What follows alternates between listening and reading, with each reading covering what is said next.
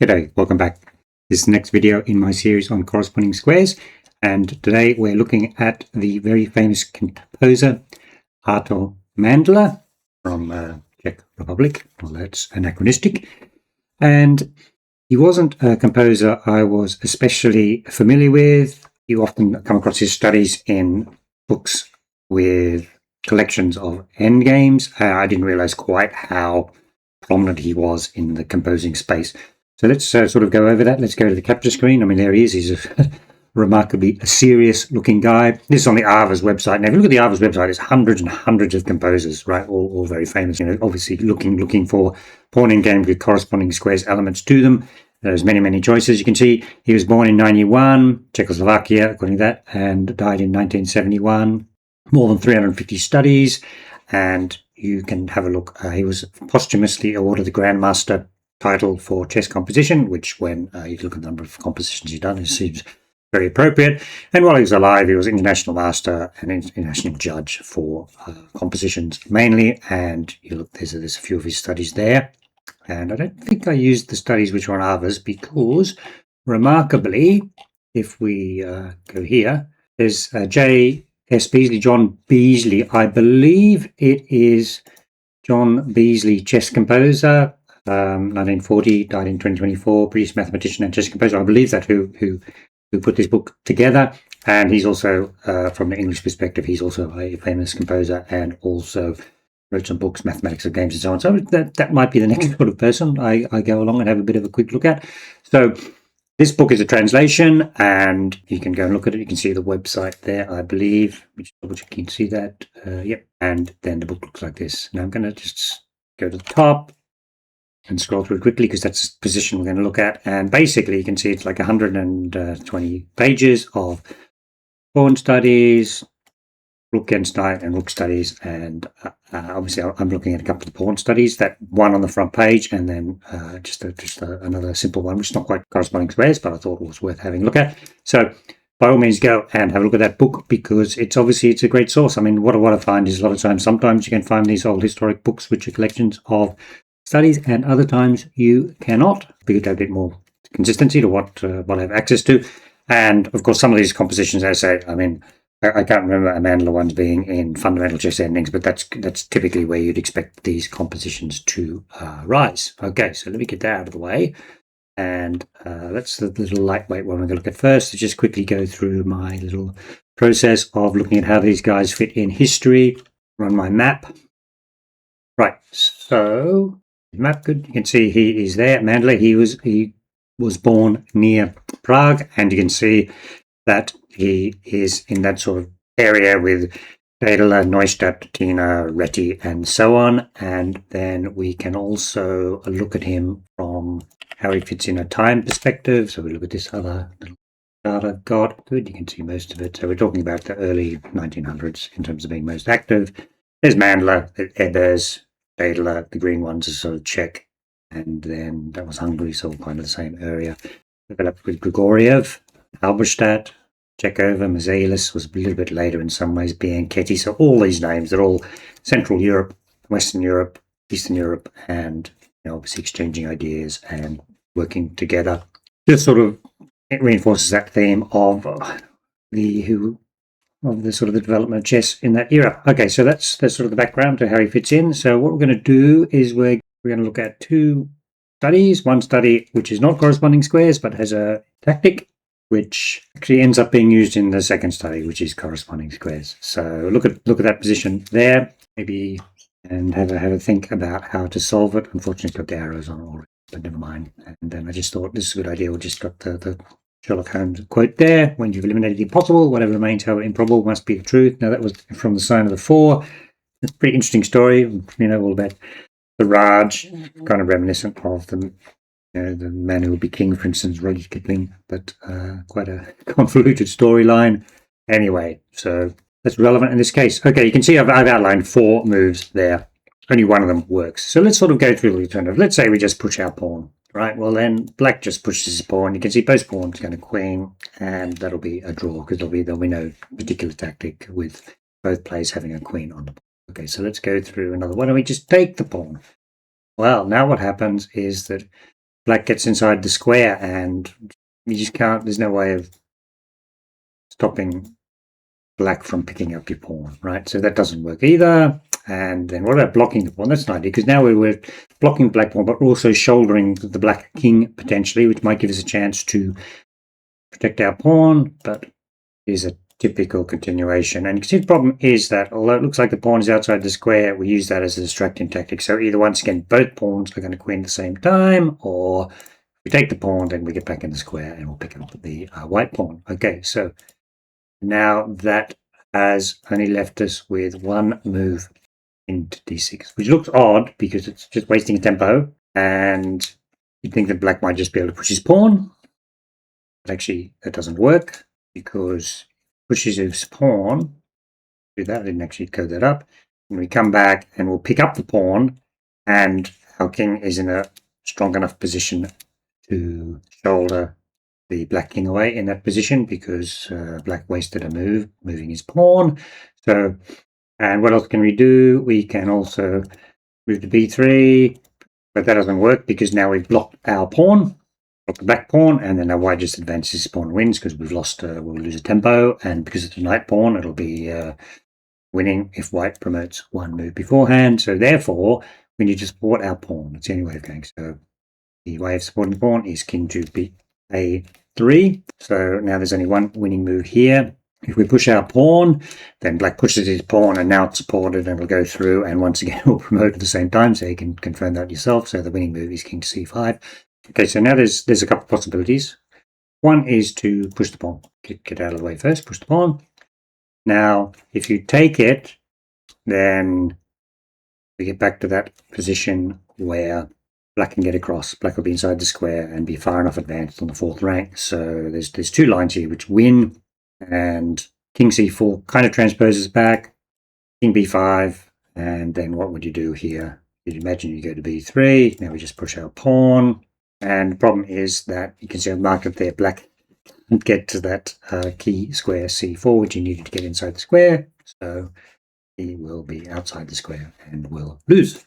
Right, okay, so we go back to this position here, pushing the pawn, b5, we just take it straight away, right? So left with is king to a4, so the pawn is now going to be supported. Now I get a tricky bit. Okay, only one winning move, push our pawn. Black pushes his pawn, right? Now you can transpose moves here. The tricky one is king to d4, right? Looks like we've wasted another tempo. Same thing.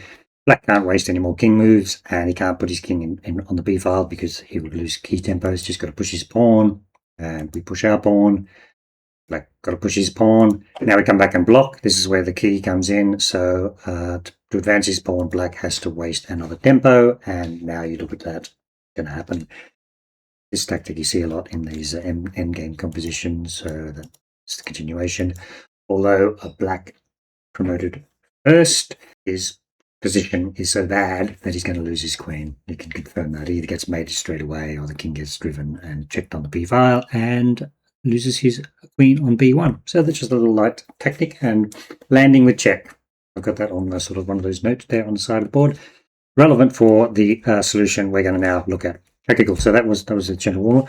Let's now go to the composition we're going to look at. Bring it up. Changes. Okay, this is the position, right? Which is on the front cover of that book. By all means, go and read it. I don't want to show you the cover again because it was told you what the solution was. Now, this is kind of tricky. I mean, white's obviously got the advantage. He's got extra pawns, but you'd imagine that maybe the black pawn can exchange one, and the black king would be in front of the other pawn and might be able to draw. So let's have a look at the corresponding squares. Might be the best way of doing it. I will run my simulator. Okay, let me get it so that you can see it. There's the position, right? So, and the result should be a draw. Okay, and white to move. Okay, right. So let's have a look. If you're on f6, black has to be on d6. I mean, that's fairly standard, because otherwise, if you're on d5, got to be on d7, f6, d6. Obviously, got to block f7, d7, f8, d8. Now, you get back one row. You've got g8. It's got to be matched by c8. Got to keep the opposite so that when you move forward, you can block, or you can move forward. There, you can block, right? And then here, same thing. So you can move. You see how that whichever square you go to, the black can match. And the same thing here. match, right? So that's all well and good. One thing to point out about this, we'll notice again, is, well, what's wrong with E8? E8. Well, the problem with E8 is you play D5, and then now the white pawn, or left pawn, will advance. There'll be a check, and will promote first, right? And that's the whole problem with all the, if black was on the E8 or the E7 square, is that D5 tactic will win. And then you look at that and you say, well, okay, why can't we be on, this is the other thing, what's wrong with distant opposition here, right? You go G7, H8, that's odd. No B8, suddenly have to be on D8. Can't be on D8, well, depending on where you came from. And the reason why you can't be on B8, you can't sort of maintain it. See, the distant opposition just doesn't work. Have a quick think about it. Yeah, obviously D5 pawn once again, black's got to take, and the F pawn comes through. And you only do that when you're on H8, and if black was on B8, then what's the thing? Wait, hit with check. Pawn to F8 will be check. So you D5 pawn sacrifices itself, the other pawn goes through.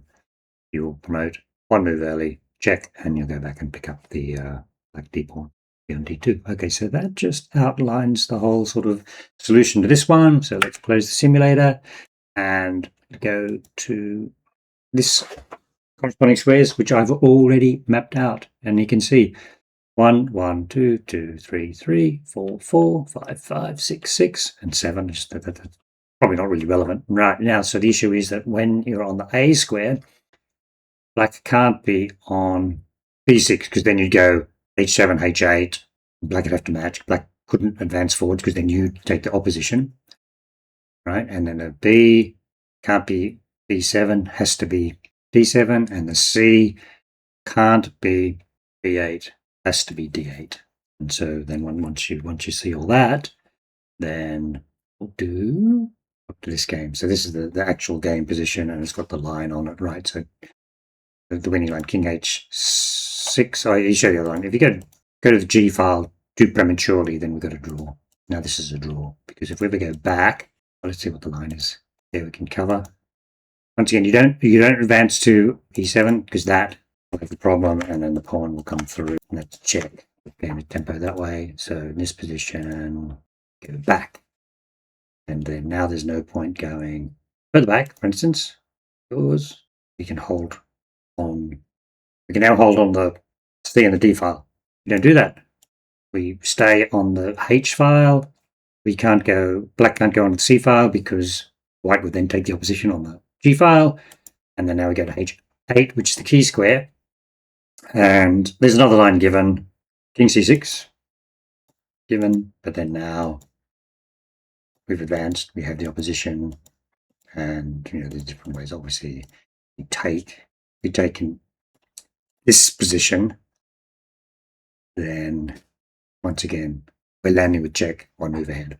We go back to the main continuation, which is not the main continuation, King B8, but then once again this is this tactic. You take that, and we're gonna land there with check and win the game, right? So going back to this layout here, let me just go back to the starting position. Good. Okay, now we've got the starting position here. So king moves to H6. Can't go to 5 or to 6, because then we'll go to the matching square. So let's say the logical move is here. Here, once again, can't move up because we'll lose the opposition. Go there, and then you've got a Sophie's choice. You go to B8, then you'll get hit with a check on the back rank. And then, as I said, actually, I think the game continuation was given as this. So we go to the 4, so we can go to 1, 2, and a 5. Black can't do the same thing. Then we go to C7. Now we go to square mark 5. Just go through this again. We go back to there. Just moving in, because black can't get to his 1 square. Moving back to 5. You can sort of go through all the possibilities later at your own leisure. So I think we did that first little study just to show landing with check is the key in a lot of endgame compositions or pawns in this corresponding square position. Did you think of the way these guys build compose? It's just amazing. They put pawns almost anywhere and they can come up with some combination. This one is a really nice matching corresponding squares. It's kind of left to right rather than up to down, which we see in a lot of other corresponding squares. And because black doesn't have a square matching h8. That's why he loses. And white must be very careful though, and just run out the h file to get to the h8 square and not go close too soon, because then black has defensive resources. Okay, so that is Artur Mandler.